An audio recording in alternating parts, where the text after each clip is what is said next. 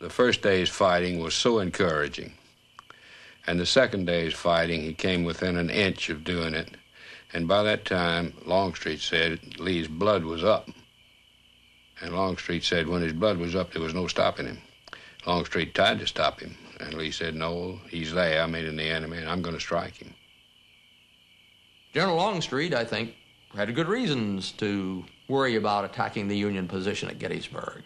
After all, it was his corps at Fredericksburg that mowed down the Union troops in front of the stone wall. He could realize what the rifled musket could do, held in the hands of determined troops. The next day was Pickett's charge.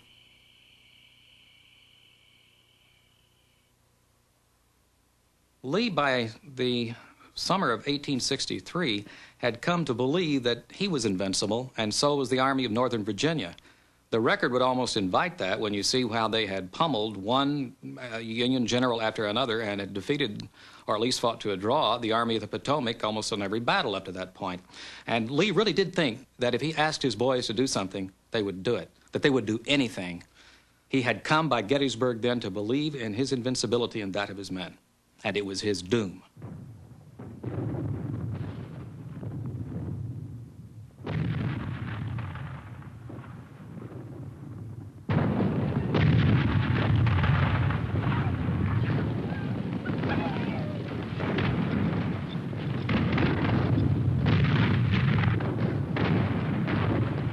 The third day began badly for Lee.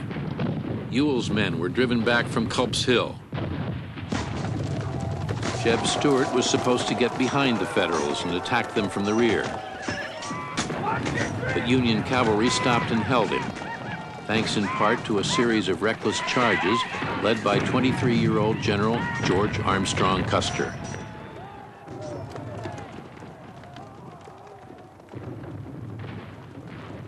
Everything now depended on Longstreet's attack on the Union center on Cemetery Ridge. Meade saw it coming and was ready for him. The man Lee chose to lead the assault was dashing, perfumed General George E. Pickett, who had never before taken his division into combat. It was an incredible mistake, and there's scarcely a trained soldier who didn't know it was a mistake at the time it was done, except possibly Pickett himself, who was very happy at a chance for glory.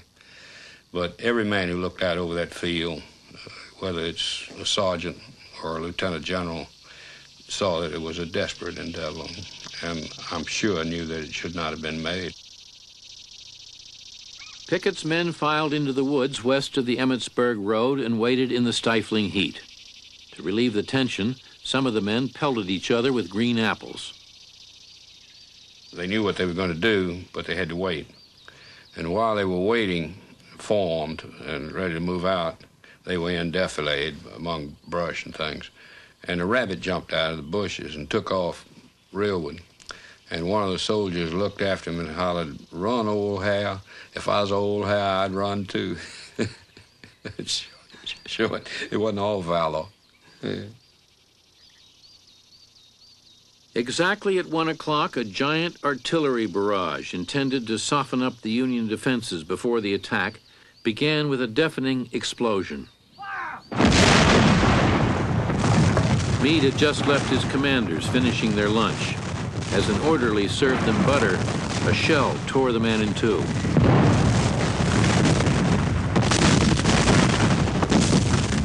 The storm broke upon us so suddenly that numbers of soldiers and officers who leaped from their tents or lazy siestas on the grass were stricken in their rising with mortal wounds and died, some with cigars clamped between their teeth, some with pieces of food in their fingers. The flying iron and pieces of stone struck some men down in every direction. About 30 men of our brigade were killed or wounded. Elijah Hunt Rhodes. To keep up his men's courage, General Winfield Scott Hancock rode up and down the line without flinching at the screaming shells. A brigadier urged him to take cover. Hancock refused.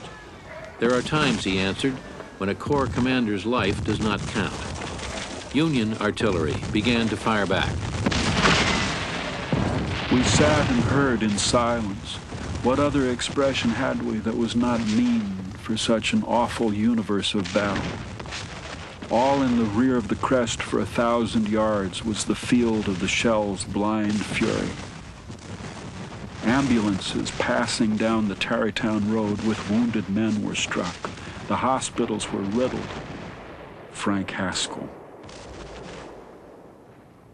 Suddenly, the Union guns fell silent to conserve ammunition for the attack Meade was sure was coming, and to lure the enemy out into the open fields. It worked. At about 2 o'clock, Pickett asked if his men should go forward. Longstreet, convinced the charge was folly, unable to bring himself to speak, only nodded. If you stop to think about it, it would have been much harder not to go than to go. It would have taken a great deal of courage to say, Marse Robert, I ain't going. Nobody's got that much courage. Now Pickett gave the order. Up, men, and to your posts. Don't forget today that you are from old Virginia.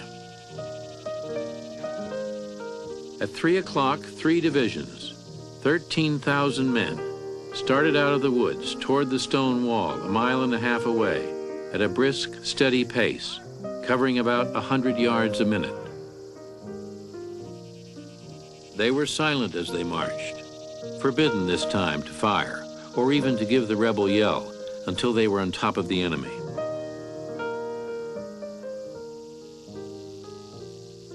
More than half a mile their front extends, man touching man, rank pressing rank. The red flags wave, their horsemen gallop up and down. The arms of 13,000 men, barrel and bayonet, gleam in the sun. A sloping forest of flashing steel. Right on they move, as with one soul. None on that crest now need be told. The enemy is advancing. Every eye could see his legions, an overwhelming, resistless tide, an ocean of armed men sweeping upon us. All was orderly and still upon our crest, no noise and no confusion. General Gibbon rode down the lines, cool and calm, and in an unimpassioned voice, he said to the men, "Do not hurry, men, and fire too fast. Let them come up close before you fire, and then aim slow." It was, a Union colonel recalled, the most beautiful thing I ever saw.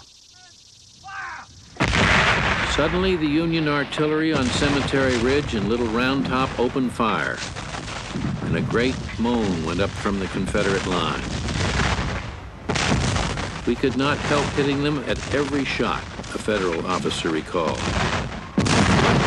As many as 10 men at a time were destroyed by a single bursting shell.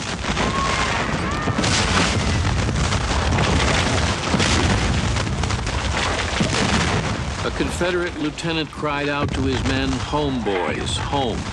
Remember, home is over beyond those hills." The waiting Union troops began chanting, "Fredericksburg, Fredericksburg, Fredericksburg."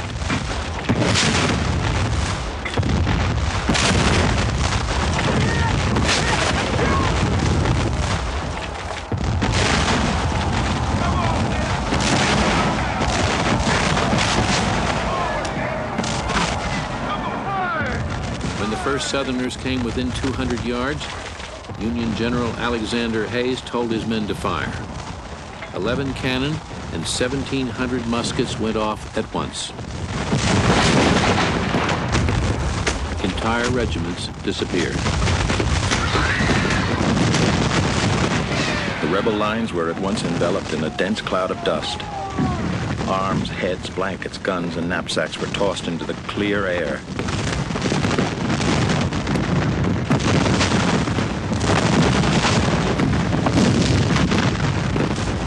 Still, the Confederates came on.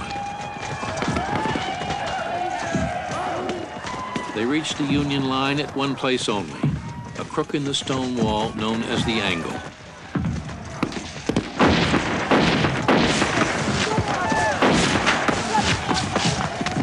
seconds are centuries, minutes, ages.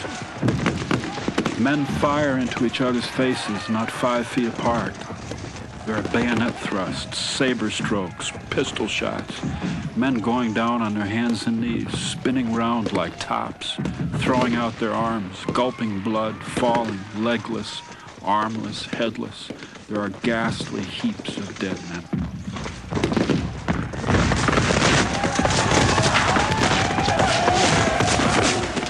Foot to foot, body to body, and man to man, they struggled and pushed and strived and killed. The mass of wounded and heaps of dead tangled their feet. And underneath the trampling mass, wounded men who could no longer stand fought, drowned in sweat, black with powder, red with blood. The Confederates were led by General Lewis A. Armstead. He stepped over the wall waving his hat on his sword and seized a Union battery before he was shot down.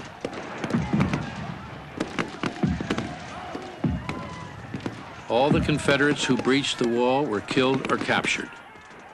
The Union line held. Pickett's charge had failed.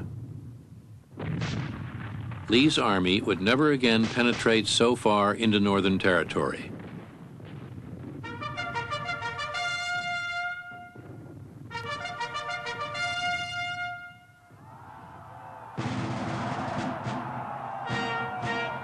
Cheer after cheer rose from the triumphant boys in blue, echoing from Round Top, from Cemetery Hill, resounding in the vale below, making the very heavens throb. Private Jesse Young,